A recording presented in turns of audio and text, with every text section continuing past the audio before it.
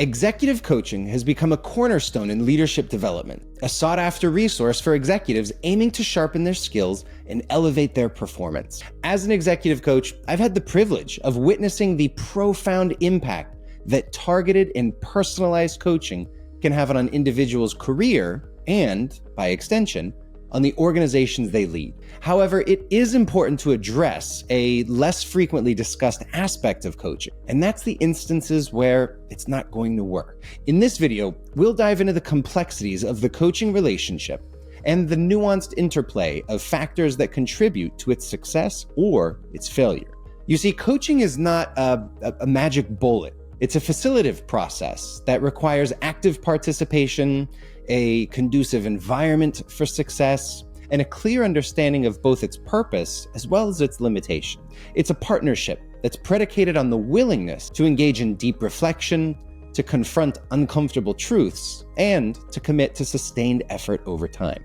The effectiveness of executive coaching hinges on a multitude of variables, including the readiness of the coachee, the alignment of the coaching goals with the organization's objectives, and the quality of the relationship between the coach and the coachee, or the client. It's also influenced by the broader context within which coaching takes place, such as the culture of the organization, as well as the support structures available to the coachee.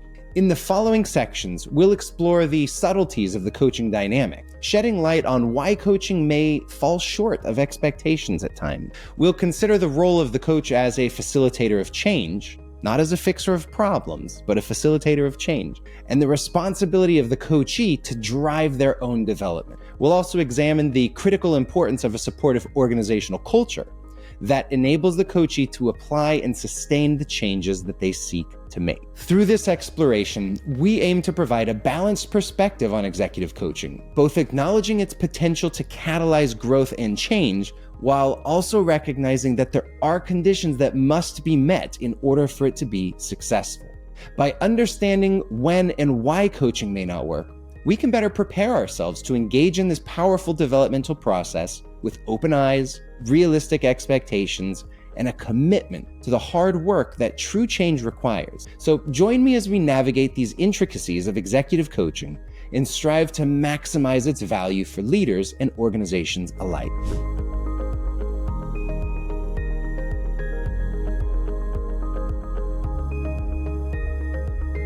The first case when executive coaching will not work is when there is a lack of commitment. Lack of commitment in the context of executive coaching refers to the coachee's insufficient motivation or their unwillingness to engage in the process of behavioral change. This commitment is the bedrock upon which a successful coaching relationship is built. Without it, the likelihood of success diminishes pretty significantly. Coaching works well with motivated individuals who are open to feedback, willing to change, and ready to put in the effort required to make real modifications to their behavior. When a leader lacks commitment, they may exhibit signs such as repeatedly missing or rescheduling coaching sessions, showing resistance to feedback, failing to follow through on agreed upon action steps, or even demonstrating a general disinterest in the process. The absence of commitment is a critical issue because it undermines the fundamental principles of coaching, which are based on the coachee's active participation and dedication to improvement. Without a genuine desire to change, the time and resources invested into coaching are unlikely to translate into meaningful development. In such cases, coaching will not work because it is not a directive approach. It relies on the coachee's intrinsic motivation to drive the change process. If you notice a leader with a lack of commitment, it may manifest as a disconnect between their verbal agreements and their action. They might make change during coaching sessions, but then show no tangible process, progress, or shift in their day-to-day leadership practices. This disconnect signals that coaching, in its current form, is not the appropriate intervention for this individual at this time. As such, if the leader lacks commitment, executive coaching will not work. The second case is when the leader has the wrong background. Having the wrong background is when the challenges a leader faces are not within the realm of behavioral change, leading to a misalignment between the issues the leader needs to resolve and the type of resolution executive coaching offers. This misalignment is significant because it can lead to a misunderstanding of the purpose and the effectiveness of coaching. If a leader's issues stem from lack of technical skills or industry knowledge or even are strategic in nature, coaching aimed at behavioral change is unlikely to address the root of the problem. Funny story, we once had a major medical provider call us up and say, "Our chief of medicine isn't up to date on the latest medical procedures." Neither are we. I don't think there's much we can do.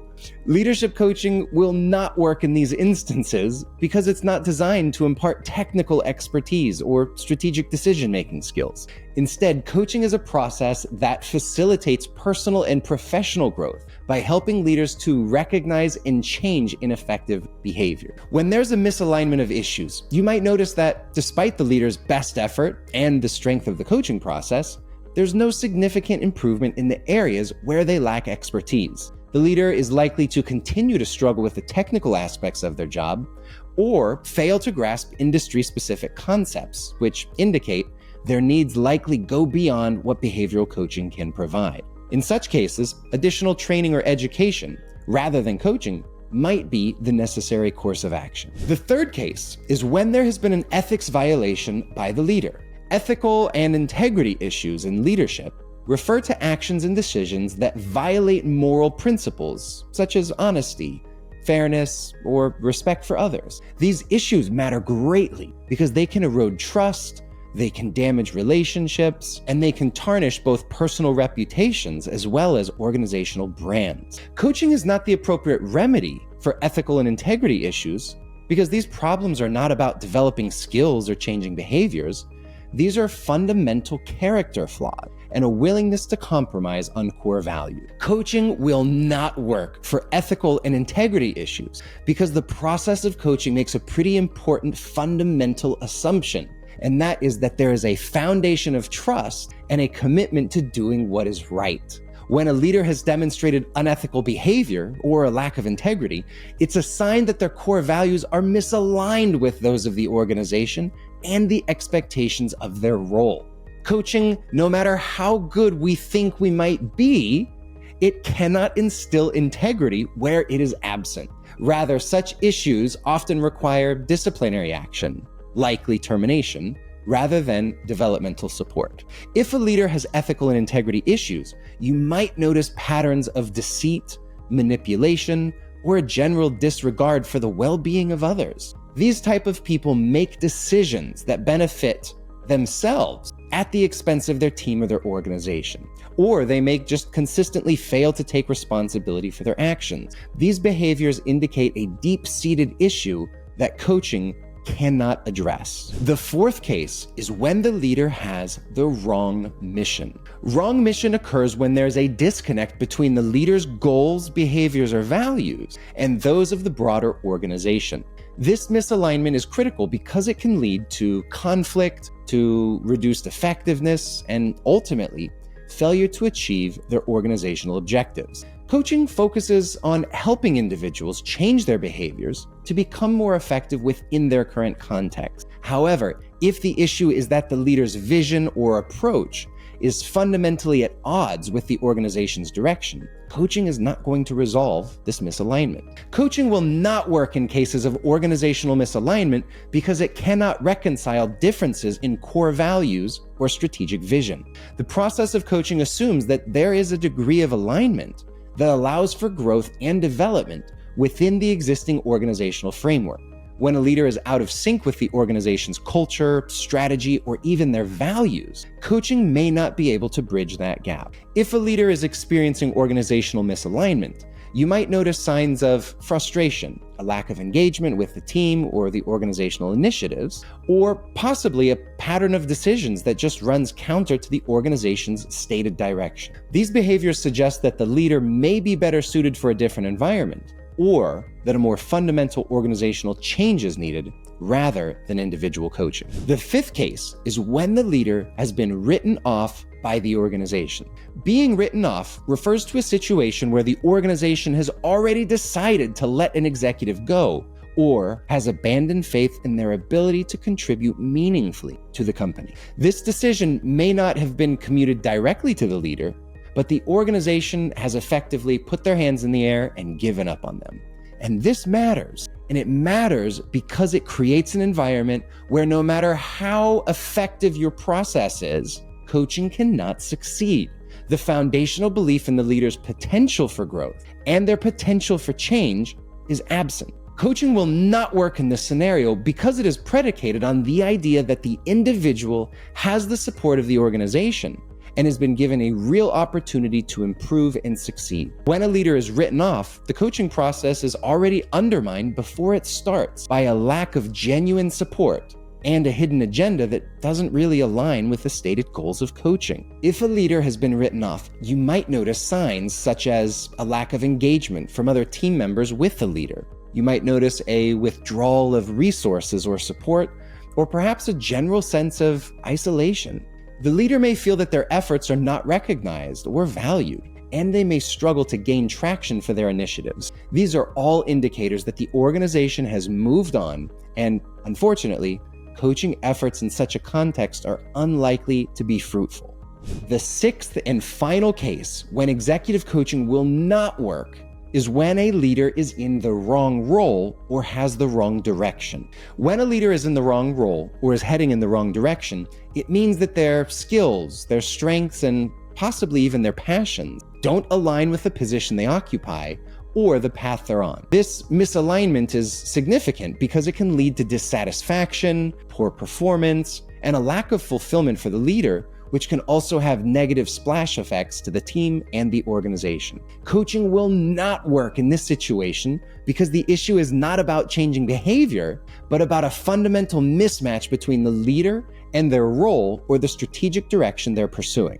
Coaching can help the leader improve their effectiveness within a given role, but it's not going to make the role itself the right fit if it's inherently unsuitable for the leader's abilities and aspirations. If the leader is in the wrong role or has the wrong direction, you might notice signs of struggle or disengagement. They may excel in some areas, but consistently underperform in key aspects of their role that are truthfully just critical for success. They may also express something like frustration or a general lack of enthusiasm for the strategic direction they're expected to champion. These indicators suggest that the leader might benefit more from a role that better suits their unique talents and interests, or from a reevaluation of the direction in which they're heading. In wrapping up our exploration of when executive coaching does not work, it's clear that executive coaching is a nuanced and powerful process, but absolutely not a universal remedy.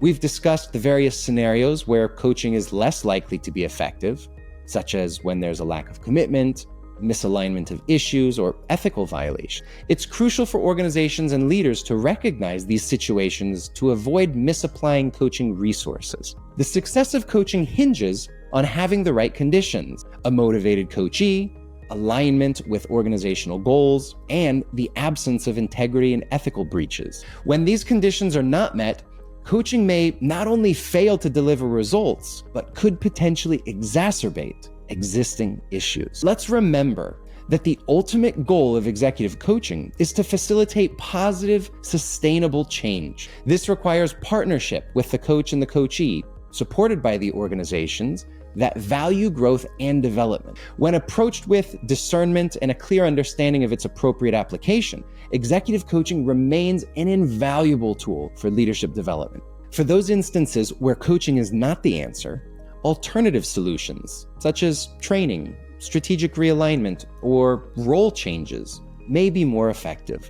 By being mindful of the limitations of coaching, we can ensure that it is used to its fullest potential, where it can truly make a difference in the lives of leaders and the success of organizations. If you want a foolproof way to uncover these issues earlier in coaching to avoid the painful mistake of overinvesting in the wrong engagements, check out this video on the 10 questions to assess coachability. These are just some of the high-impact insights you'll learn about in our award-winning coach training program. To learn more about our free training programs, visit mgscc.net/free coach training or visit mgscc.net/certification for our certification program. So what did you think of today's tips? And what else do you want us to teach? Share your answer in the comments below.